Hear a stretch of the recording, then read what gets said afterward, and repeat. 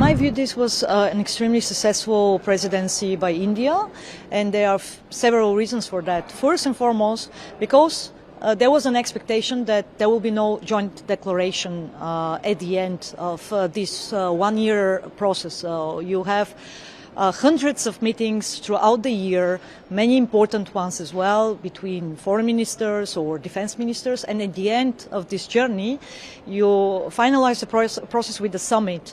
And there were significant fears that a joint declaration won't be possible, because we know for a fact that right now, and this is nothing to do with India specifically, but there is a very big conflict between the United States on the one hand and China and Russia on the other.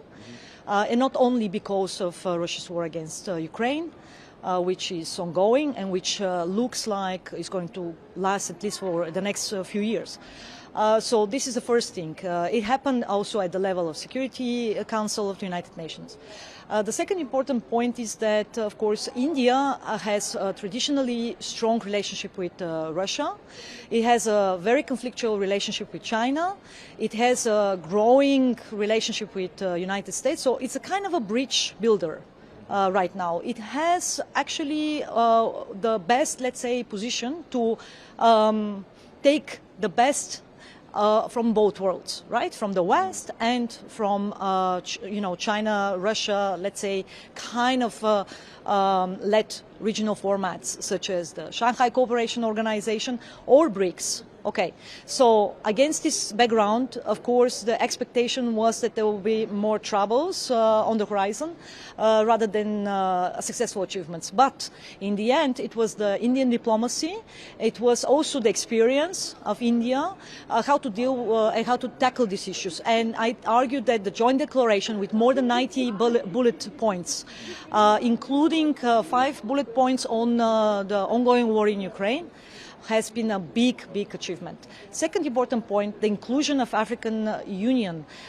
This is the second institutional actor next to the European Union. So the European Union was the first one. Now with the African Union, there is a balance. There is a kind of, let's say, a more fair representation of the global South. So we see India keeps its promises, because India announced that it wants to be an advocate of the global South, of 7 billion people around the world.